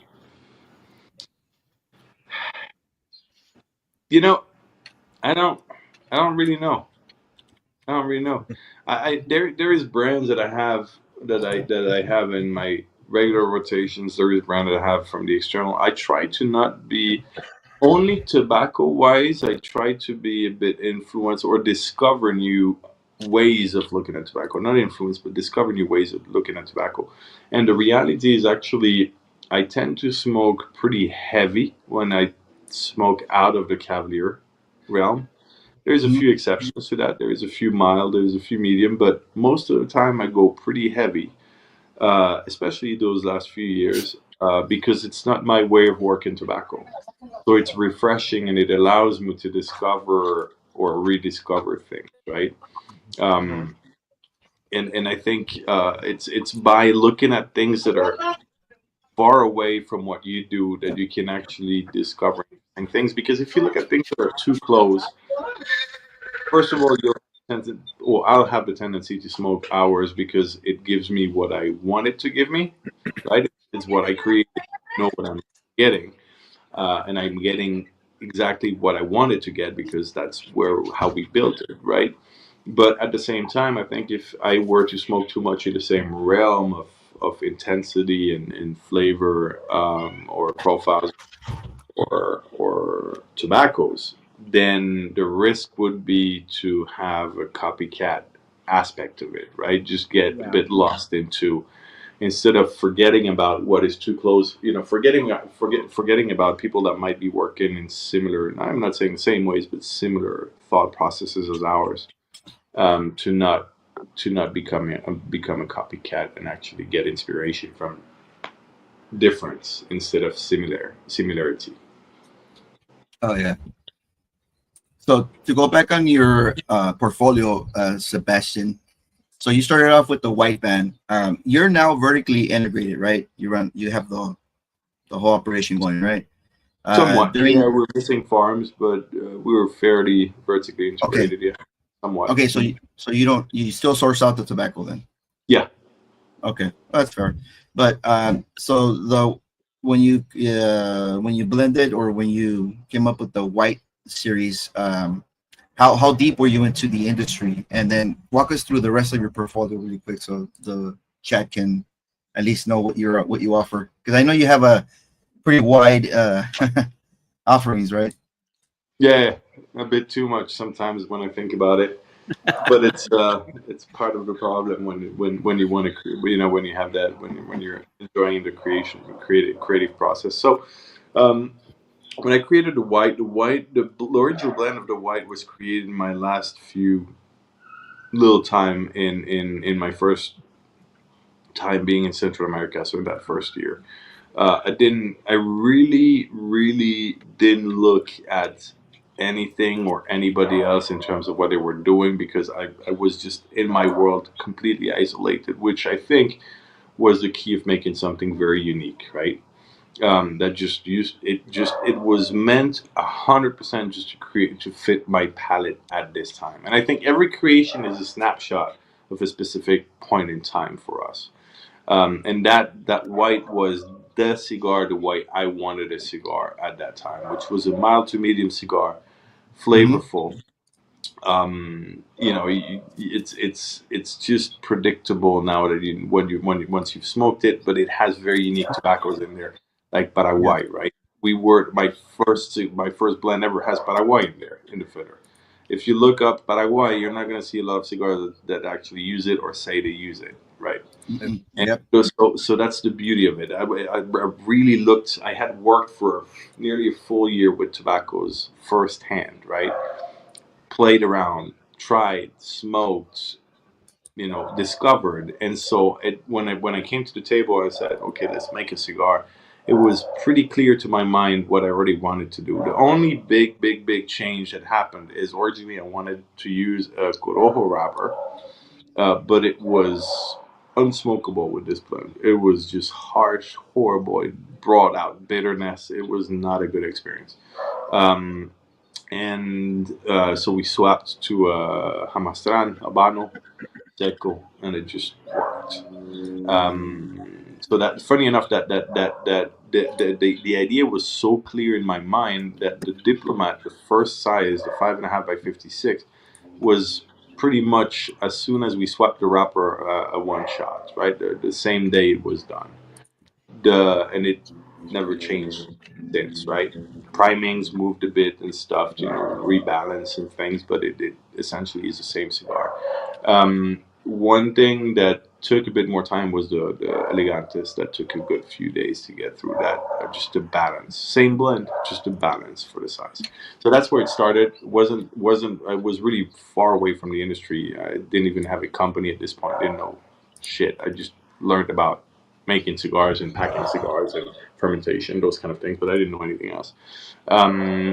Then from there, we moved on. The second cigar we created doesn't exist anymore. It was the original regional exclusive, the original U.S. exclusive, which we at the time called the Black Series. And I think it was a great cigar, very unique blend too. Had a Mexican binder at the time. Brazilian binder at the time, Mexican wrapper. It was a great cigar. But because we never offered it to Switzerland or any country at the time, it's just the U.S., and we never marketed it, we never passed the message on. The whole presentation had no saying whatsoever that it was a regional, that it was an exclusive, that we created this specifically with an intent, right? And it was early in the process. People kind of never caught on to it. The white went, and the Black Series just died.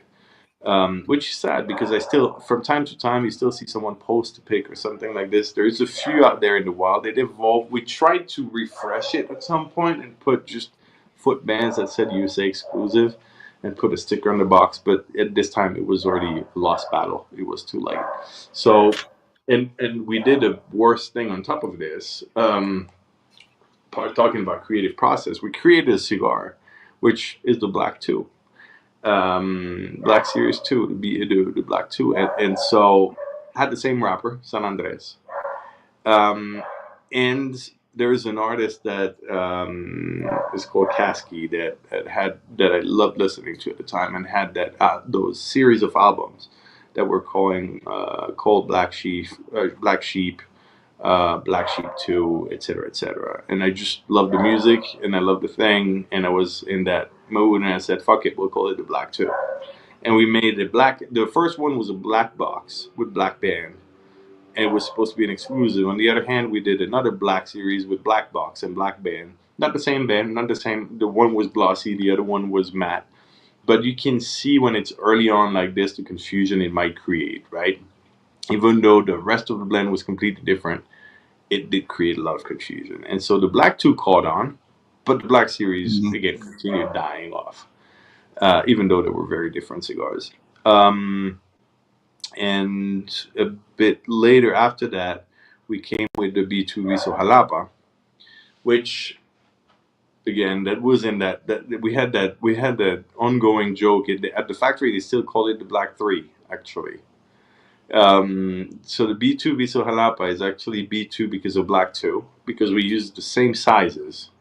And Viso Jalapa because the whole focus of that cigar, the whole concept of creation of that cigar was a Habano wrapper from Jalapa, from a Viso priming, so middle of the plant, higher priming for a wrapper, very rich, intense, 100% Nicaraguan, puro, made in Honduras. It's a yellow mustardy box. So basically you have the white, which is your mild to medium, very flavorful, which embodies everything that Cavalier is and where it started. The Black 2, which is what I like to call your old school Maduro. So it's 100% Viso. It's a Mexican San Andres, except that Supremo's exception, but the core line is 100% Viso, a Mexican San Andres over binder and fillers from Nicaragua, made in Honduras, soft box pressed. It's rich. It has everything in terms of flavor profile that you want in a Maduro, but it's not your powerhouse Maduro that you can find. There was a time a few years ago where it felt like it wasn't about the cigar you were putting out. It was about how strong you could make it. Can I make it stronger than the next guy, right? Can I make it stronger? And so I didn't want to do anything with this. I wanted intensity and flavor once again. So 100% Viso, no seco, no ligero, everything. And that's why I like to call you your old school Maduro. It would have been strong 15 years ago. It's not anymore. It's medium full, but it's really, really satisfying, right? The Viso Jalapa is actually a Habano, but it's a higher priming, darker wrapper. So we like to kind of call it our new school Maduro. It's a bit more punchy, but it's also a twisted Maduro. It's not your traditional Maduro profile just because the wrapper is Habano. It has depth, it has a bit of sweetness, it has spices. It's a really interesting, engaging cigar. If you want something medium full and you want to experiment something different, I mean it's a no-brainer in most cases. And then from there we moved on. Oh, this is Gold Diamond. From there we moved on to we deleted the original Black Series and we went to the drawing board and we created the regional edition series, which for now the first one has been released into the US as a core. The second one is being released finally this year. We're talking about projects that take time. I don't know. The Swiss regional, I think, has been in the works for probably 3 years now. Finally shipping this year, and it's 3 years for limited release. It's not an ongoing production. It's crazy work. But it's part of that. So we're offering the ability to a few of our partners to actually buy into the program and get access to a full custom built regional edition. It can be a core ongoing or it can be a limited production. So the second one will be for Switzerland this year, but the US has its own regional, which uses that San Andres too, but it's a very different approach to that Maduro. And one thing that we had done wrong the first time, and we fixed the second wave, really made the cigar what it should have been originally, is not only presentation changed fully, but the cigar also uses and utilizes U.S. tobacco, Pennsylvania broadleaf. So now it kind of went full circle, and the cigar makes sense. And it's also the only line in Cavalier, the regional exclusive United States, that has a double Corona. So for people that love those, longer cigars and everything, it's a nice little treat. We have, the list is long. We have a very odd duck in the portfolio, which is called the Prospector. It was originally actually a shop exclusive name that we created. Our first shop exclusive, which was for a shop called Underground in the DFW Metroplex. They do every year a fest, the NFG, No Fucks Given. Great people, very fun people. There were people coming from Alaska and shit like this to this event. It was madness. Shop in the middle of nowhere in DFW. I say middle of nowhere because it's not like you're in front of downtown or something. No, you were in the middle of between the two cities, Dallas and Fort Worth, and they bring people in from all over the place every year. And so they contacted us early on. They were like, "Hey, would you guys consider ever doing an exclusive?" And we said, "Yeah, sure, but it would be a first time, first experience." So we start working on it, and the guys were like, "Hey, what if we did the Prospector because it's related to gold, the guy that looks for the gold with the pick and everything." So sure. And the guys were like, "Can you do a barber pole, but one wrapper and the actually overlap is gold?" I was like, "No." Oh shit, bro! You can barely get the fucking diamonds on, let alone overlapping.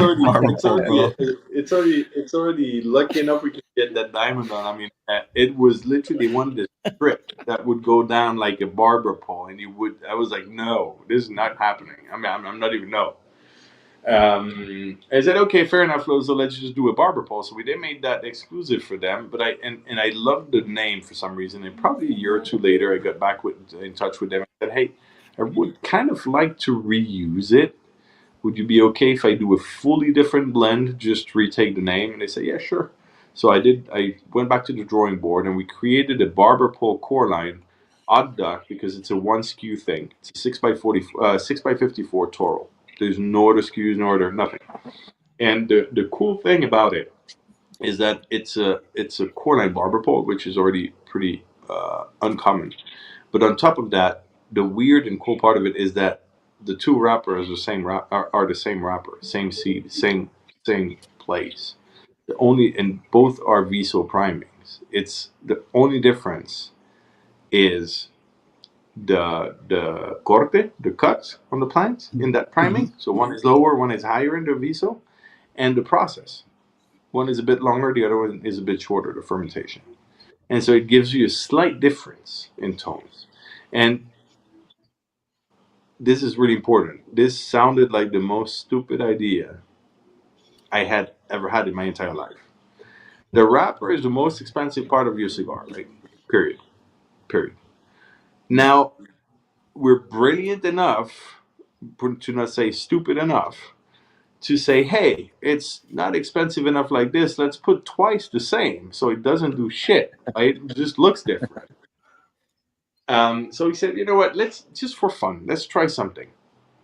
Make one cigar with the lower priming wrapper in the Viso. Make one cigar with a higher Viso priming wrapper. And then make the third cigar, same binders and fillers, but we put the two wrappers and see what happens. And the added depth of that doubling that wrapper was so ridiculous that we said, okay, you know what? We'll take it. We'll do it. So I think I can peacefully say that you will not find any other cigar, to my knowledge at least, that utilizes twice the same wrapper to do a barber pole. Which makes it a real unique one out there. It's a weird duck. It's a great cigar. It's a weird duck called Prospect. It comes in trays. One bundle very graphic on one side. The other one is meant so that you can open the bundle, have the singles depending on what you want. It's a pretty cool thing. It's pretty graphic. There's pink. There's green. There's black in there. It looks. It's not your traditional Cavalier, right? It looks a bit more artsy, a bit more. It's a little bit the how do you call it? The Joker of Batman, if you want, like right? graffiti style kind of thing. Yeah, Yeah. something like There's a cigar line that you offer, Sebastian, called the Tres Delincuentes, which is the one that Frank is smoking. How did you name that line, Tres Delincuentes? Tres Delincuentes. So Tres Delincuentes means three delinquents, right? Yeah. And for people that wouldn't speak Spanish, and you guys might be familiar with Delinquent Habits from Cypress Hills, right? Yeah. I had a feeling, bro. Oh, thank God, that's what you found it on. Yeah. Fuck yes. Yeah. So we were driving back from the fields in Hamastran to the factory with Brian, Aileen, and I in the car. We were not very lucky this day. Brian had his phone. So Brian is our sales manager, had his phone plugged into the car, and that motherfucker listens to everything mixed up. I'm the kind of person, if I listen to something, I need to stay in that range. If I want to listen to death metal today, I'll listen to death metal only. If I want to listen to classical music, it's classical music only. I can't switch from one thing to another. I can't go from rap to pop to whatever. It just can't. It fucks with me, right? Big time. But him, it goes from, I don't even know the names of these artists, like the regular stuff you hear on the radio, pop shit, to some Pop shit. old school rock, to some crazy rap, to some, and you're like, bro, just don't fucking do. I mean, you're fucking with me right now, right? And for some reason, that song comes on from Cypress Hills. Aileen, Brian, and me, literally at the same time, looked at each other. So the three of us, Aileen is born and raised here in Dundee, but she has nothing to do with the industry. I mean, she had nothing to do with the industry before we started working on that together, and Cavalier together. Brian comes from a complete different background, has some crazy past. I did some dumb shit in my life. I don't come from the industry. And so we kind of always, it's always a little bit like not, it's kind of not fitting that we're here, right, in a certain sense, in an industry that's so rooted into tradition and bloodlines and those kind of things, right? Not in a bad way, it just is what it is. So we had that song on, and I was like, fuck it, we can't let that go. We need to do something with it. It just is fitting. It just is way too fitting. We're three. There's Tres Delincuentes. We just don't fit in this. I mean, we can't let it go. So it literally sparked. It came from the whole concept of making a line. We had no intention whatsoever to make a cigar line, an extra edition, right? And thanks to this song, I guess, we end up having to, and we created the whole thing. So Baleen did the whole graphics, the visuals. We created 3 blends, 3 wrappers, 3 sizes per blend, and make it everything around the 3, and that's how it was born. There's It's much more graphic, no gold diamond. It's actually a cool design when you look into it. There's a lot of work that went into it. It looks more simple, but it really isn't that much more simple when you think about it. it's like a urbano style.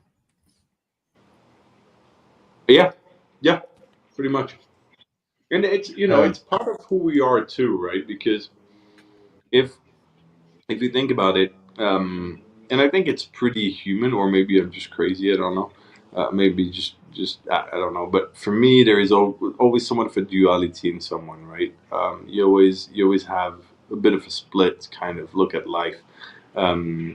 You need calm, but you might be more of a very energetic person, or um, I wear a hoodie today, but if you look at most of the days, you'll see I wear a hoodie and stuff like this. And but if you look at my closet, you'll have Italian suits in there, right? So there's always been that kind of. I think everybody, or at least most people around us, have that kind of duality in things. And I think it's part of this where it was interesting to have that process create something that was much more graphic, streets, artsy, cultural. Um, and parting ways a bit with the much more traditional, even though the much more traditional, elegant stuff we do, which is gold diamond or inner circle, still has a bit of a shocking factor to it. But I think there's always a bit a need. The need is there to have a bit of both worlds and mix them together. Nice. Yeah. Let's get before we get into the final topic here, which is like your newest release, the Project Broadleaf, right? There was a question about your Swiss regional cigar. Will they be available in the U.S. or is it only Swiss strictly? Or- And how do you find what differences do you find in the international Swiss market compared to the U.S. market? Well, the regional is specific to Switzerland, so it will not be available in the U.S. The only way it'll be sourceable, it will be through Swiss retailers. Um, the I think there is a few different international markets, a few different ways the markets behave. Europe is much more old world. It's something that is much more closed. It's harder to get into. Or into the US, I think there is much more of an open culture about it. You find more shops. It's easier to. It's something you see a bit more too. The consumption of cigars. It's something that is a bit more also a festive thing. So it's easier to get your first foot in. I think people are very welcoming. Where in Europe, it feels like getting into this is there is a bit more of a barrier. It's a bit more the cigar world the way we might all have imagined as kids, right? The weird, semi unobtainable kind of thing, which it really isn't. To a certain extent, there's always exceptions, but I think is there is more of a barrier in Europe. Now, when you get into it, there is two sides of it. There is a newer approach to the cigar world in Europe, and the rest of the world happens a bit in Asia, but less. But it's going there a bit too. Certain parts of Asia, at least, where people are interested in cigars in general, and it doesn't matter if it's Cuban, Dominican, Mexican, Honduran, doesn't matter. It's the interest in the product, and then there is a more of an old guard. I say old guard doesn't mean it's old people, but old guard that is more like in wine, the Bordeaux guy, right? That only drinks Bordeaux because it's Bordeaux.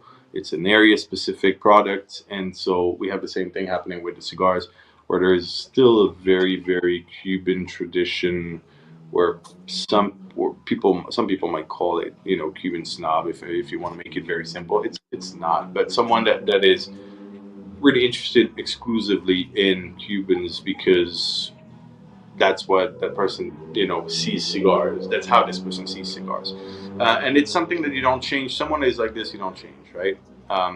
It's not a question of how good the cigar is or how bad the cigar is. It's just a perception of what cigars mean. for each and every one. So that's, I think, the two differences. You're more of an open-minded approach, more globally open-minded approach in the U.S., and a bit more difficult to get in most of the time side in Europe. Also, because you can't smoke in a cigar shop in most places in Europe. There's a lot of places you can't smoke in. So typically you go in a lot of places, in a lot of countries in Europe, you go in, you can buy a cigar, but you can't smoke a cigar. Oh, really? I didn't know that. So it makes it more difficult to also get into, that exchange with other cigar smokers, which I think is a great thing in the U.S. Right? Both sides are beautiful. The shops in Europe tend to be much older, so they're in those old buildings, so it also has its charm, right? It's just very different worlds. Full of history, yeah. And you're right about the cigar culture outside of the U.S. Like mainly, and I speak from experience, and I say this like a broken record, but you speak to, I would say 9 out of 10 people, you ask them, if they're a cigar smoker, yes, they smoke Cubans. That's all they know. They don't know New Worlds. They're like, what's that? Dominican, Nicaraguan, Honduran. It's new to them, right? But it's becoming more known. Yeah, it evolved, right? Even the last 10 or 15 years, you see the difference in humidors in Europe. It used to be when if I take the simple example of the shop I used to own, right? When I bought that shop, it was about 95% Cuban, 5% New World. When I sold that shop, it was more of a 65-35 kind of. Okay. And if you go even to other extremes, you'll go to Germany and you'll have more of a 50-50. But it's 50-50.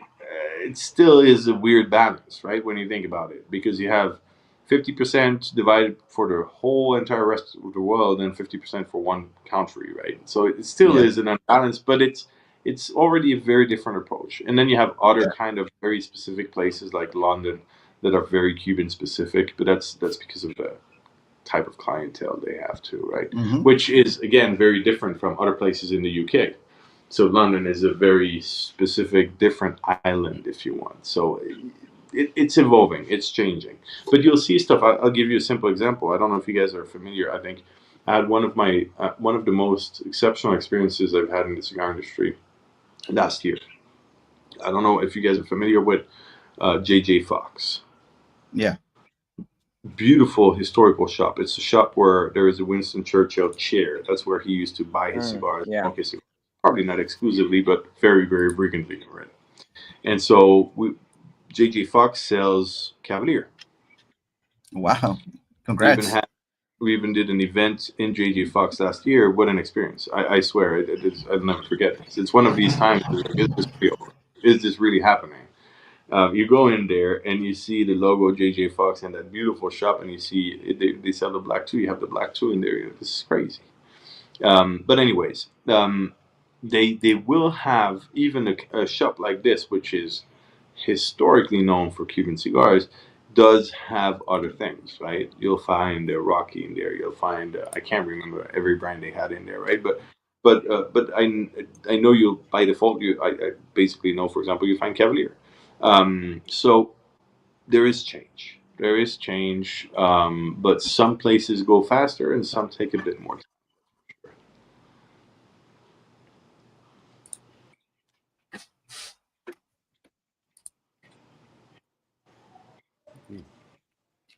I had a question to go back on to your blends. You were saying it took months, weeks, months, and then you said 2 or 3 years. Do you have one that was like an instant, this is it, and then there was one that's like pissing you off that took you that long? Like which are those? Yes, sometimes. So the typically one that was nearly instant was said the white, right? The white was the original white series. When I first created the first sizes, the original 2 sizes, which still exist, the 4.5 by 52 elegante is a 5.5 by 56. The 5.5 by 56 was as soon, except the one switch we had to do with the wrapper, Corojo to Habano. That was it. It was a one-day thing. It was nearly one shot. It was just evident. I don't know why. Maybe because I hadn't created anything, because I had been so long working on that specific idea. You know, it's been building and being acquainted with all these tobaccos every day. Just something clicked, right? I just had that clear idea in my mind. This is what I want. But then the more time evolves, the more it became, again, influenced by different things. And then the worst example I have is Connecticut Broadleaf, as I mentioned earlier, where I created a blend, fucked it up, and then it took until last year to actually create something else that released this year. So the process of going back into it and actually making something, it wasn't a copy of what we tried to do in 2019 or whatever it was. I think it was 2019 the first time.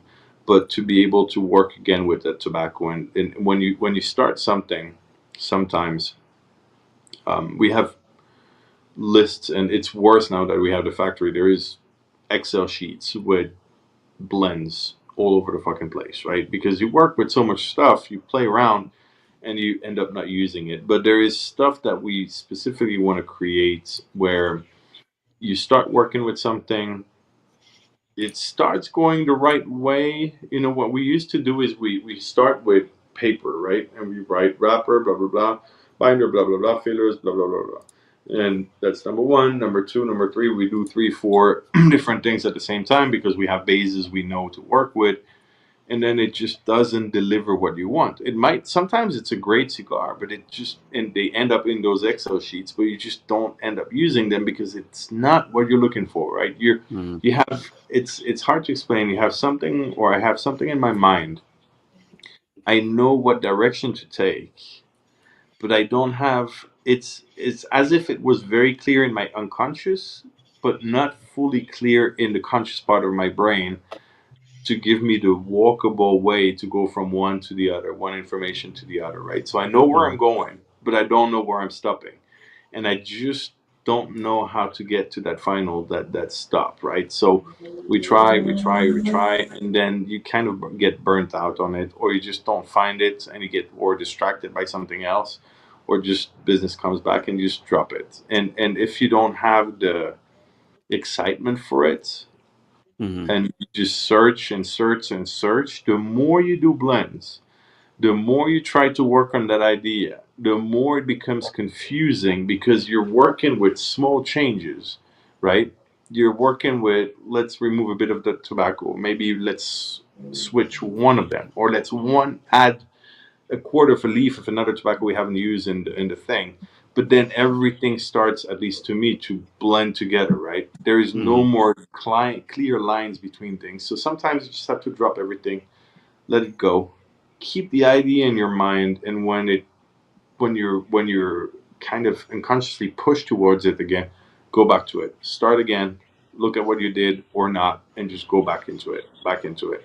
And so sometimes it just translates, sometimes it doesn't. And I really think it's in my case, or the way I look at it or envision it, I think it really is a question of that unconscious place where there is a very clear image, but I can't access it, of what I want, linked to the conscious that knows I need to create something and knows more or less the way to go there, but I can't just link the two together at once. So it just takes time, just trying, trial and error.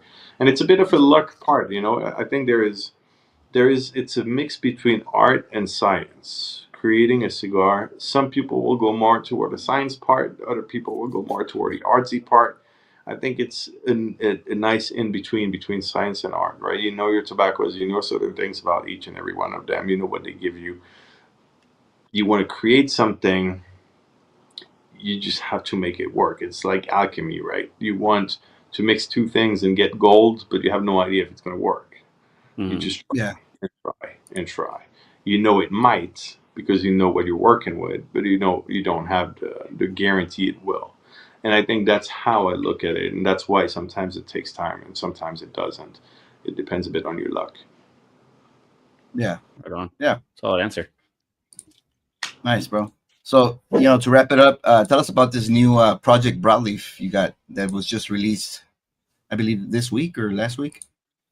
Project Broadleaf. The last one was started hitting retailer shelves last week, I believe. The first one was shit just after PCA. So Project Broadleaf, first time we actually released a Connecticut Broadleaf cigar. U.S. Connecticut Broadleaf grown tobacco, wrapper grade, higher priming. There is 2 primings in Connecticut Broadleaf. There is some very, very, very good experts out there on Connecticut Broadleaf. I'm more of a fanboy, but of the processes and everything. But I've been a very interested person in that tobacco for a long time. It's very hard to source, and so we had to look at it a bit differently. I don't want it to be limited, but I can't make it a regular production.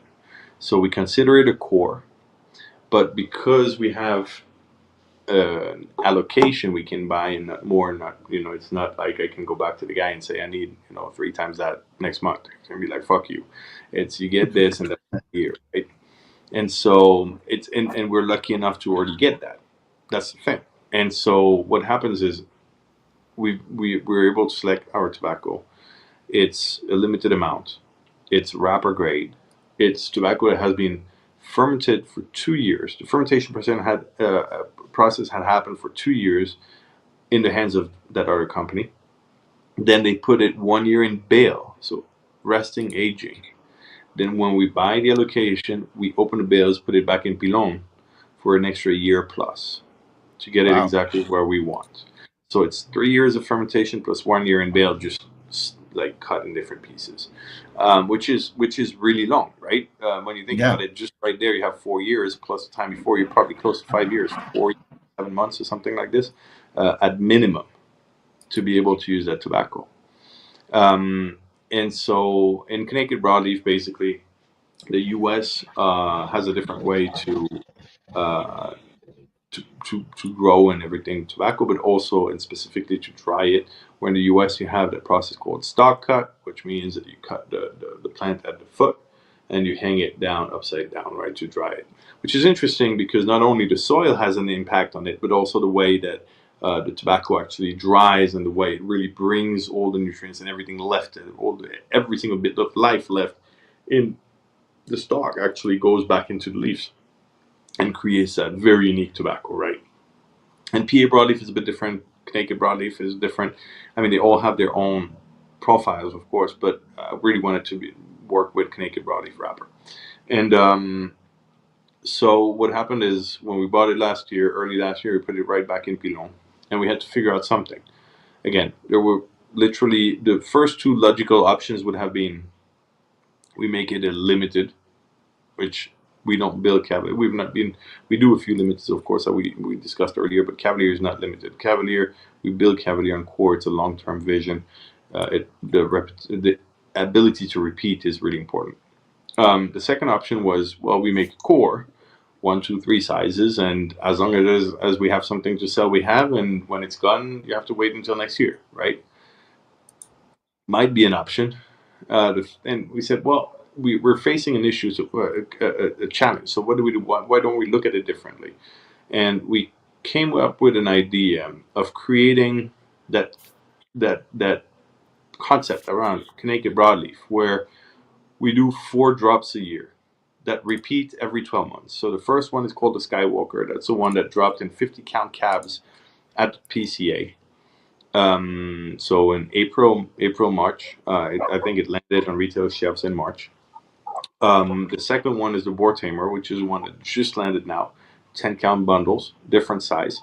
And then there's one in September. Well, it's actually a 3A, 3B kind of thing. There's one plus a surprise in September, and then one in November to close the year. And each and every one is a different size. But not only that, each and every one is a different blend built around Connecticut Broadleaf wrapper, so that you can have different perspectives on what Connecticut Broadleaf can be when in our hands. And so the Skywalker will come back 12 months later. The Boar Tamer will come back 12 months later. So each and every one will repeat. So it became a core, but it's just once a year. And so every 12 months you get a shot at it. That's it. And it's very limited in production. I think we have the ability, I would have to do the math, but it's between 20 and 25,000 cigars. That's it for the total production of all the drops, not each. So it's a very, very small production when you think about it. That's very little. Oh yeah, it's tiny, and Very the limited. funniest part is I had no idea how it was going to work, and I'm extremely grateful. I've been loving to see the reaction of the people, because they're really interested in. It seems like people have been receiving that concept really well, and we've seen it from retailers as much as consumers, and we did the pre-allocation in two sections. So the first two releases were pre-allocated at the trade show in 4 hours. The first one in 10 minutes, the second one ended up in 4 hours. And we did okay. We about a month ago or so, no, not even that, probably 2 weeks or so, we opened pre-orders for the two last releases of the year, and they went in about 4 hours too. So everything is gone for the year. There's nothing more to look at.